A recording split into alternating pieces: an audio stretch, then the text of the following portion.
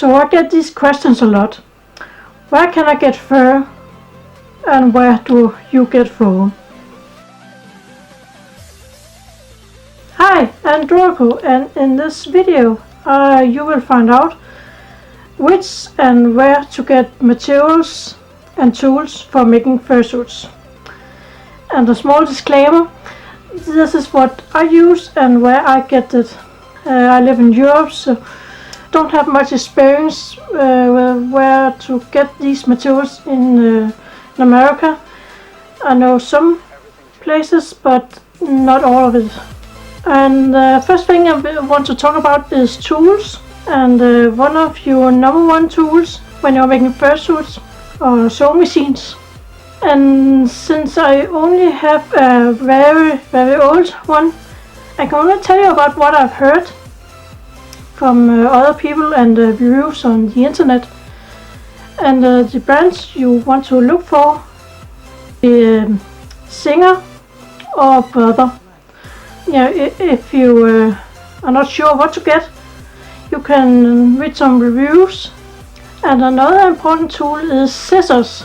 And you can't just get one scissor for everything, so you have to get one for small details like when you're cutting out eyes or paper. And for foam, you can usually find some very cheap scissors in crafting stores, or just in you're looking at your general supermarket. You can be lucky to maybe find some scissors there.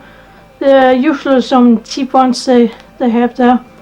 They are very good for foam, because when you're cutting foam, your scissors they get weak or they are getting dull. And for fabric, you want to get a very good scissors. Don't spare money on that, because there's a reason why you get scissors for fabric. They are made specifically for fabric. So have one scissor for paper, small details and such, those very small scissors. Have scissors for foam, because foam pretty much destroys these scissors over time. And have a scissor for fabric.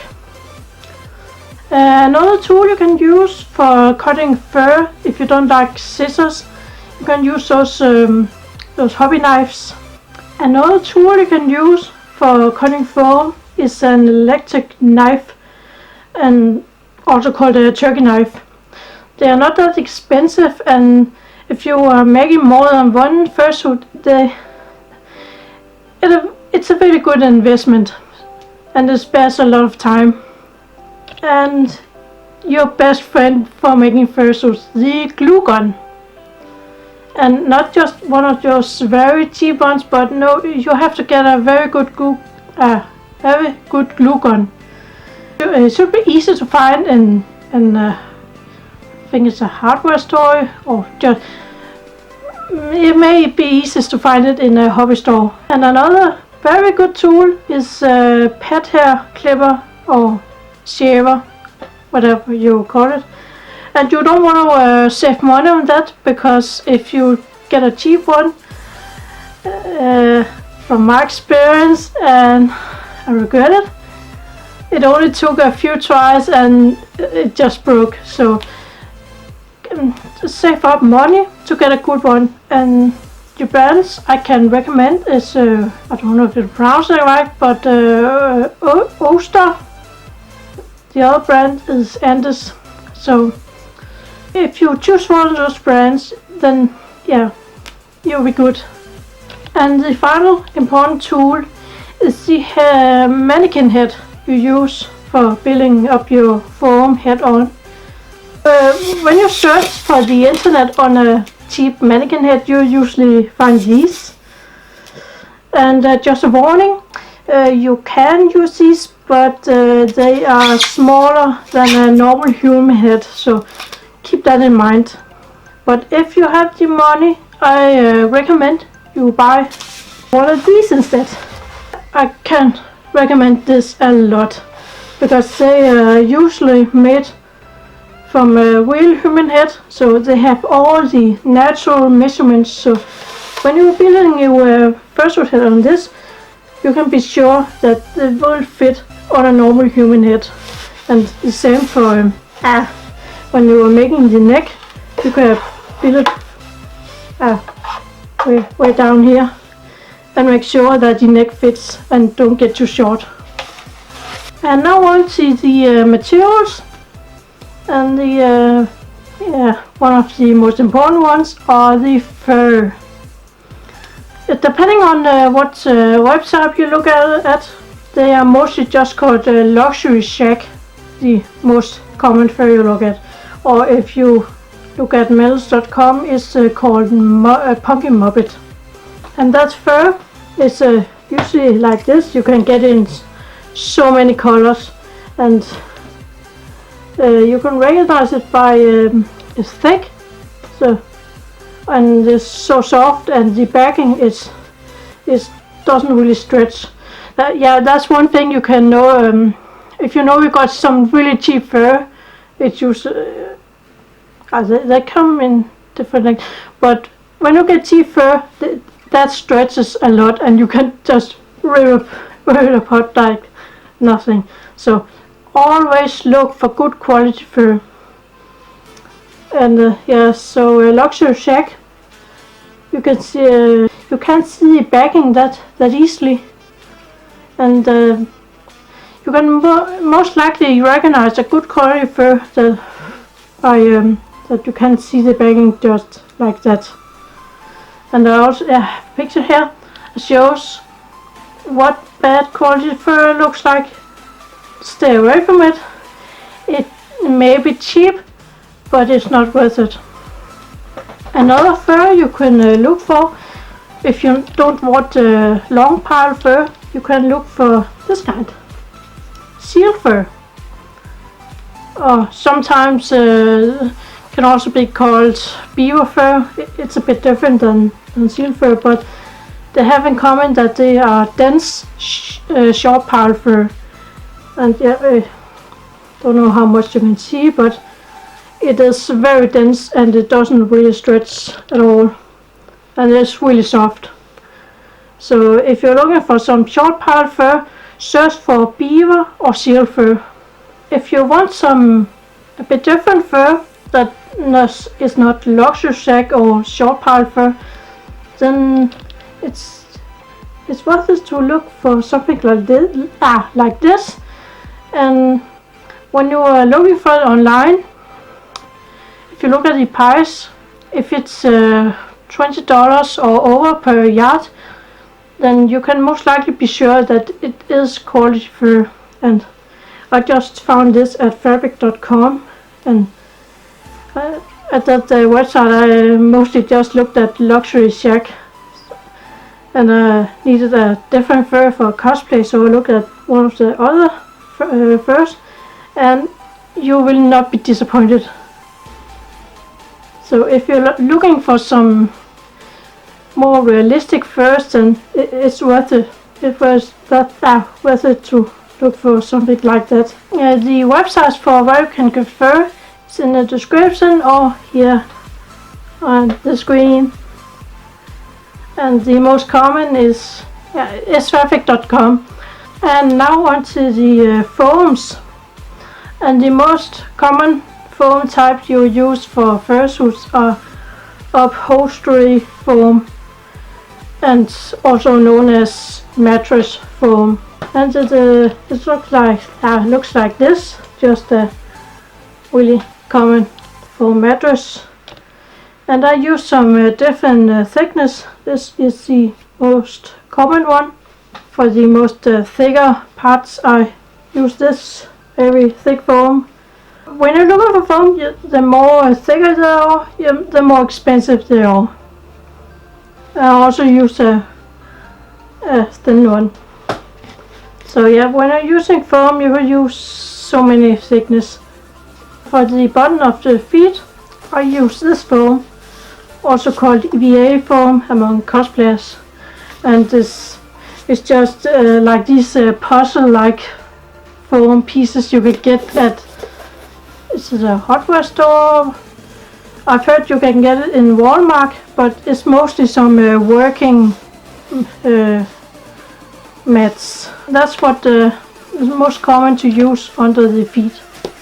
And the last foam is the smaller, called craft foam here in Europe, but in America you call it foamies. They are mostly used for ice. The craft foam, you can mostly get it at any craft store where you can get upholstery foam. You can usually get it at fabric stores or places where they have foam mattresses. But don't use the memory foam. You can most likely find upholstery foam if you're in the US. You can find it in Walmart or Hobby Lobby. That's what I've heard. The other fabrics you can use for example, if you're making paw pads, you can use a fabric called vinyl. Or if you can find your vinyl in a current color, you can search for fake leather. Vinyl and fake leather is very close to each other. But if you don't like that leather like texture, you can go for some more soft one, like fleece fabric or minky.